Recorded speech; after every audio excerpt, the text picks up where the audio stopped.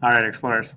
Since Google Slides is no longer letting us take a snapshot and insert it like we used to do, um, I'm gonna show you a different way that we can insert a snapshot through Google Docs.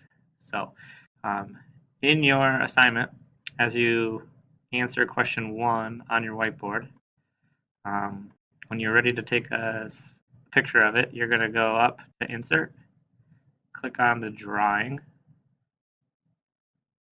wait for it to load.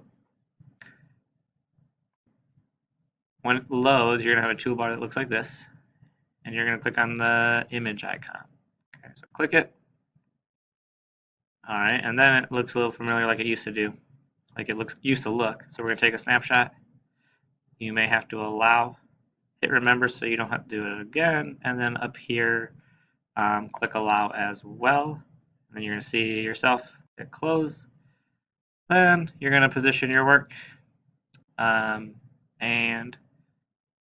take a snapshot. So I'm just going to take a selfie. Then when you're happy with it, you're going to hit select.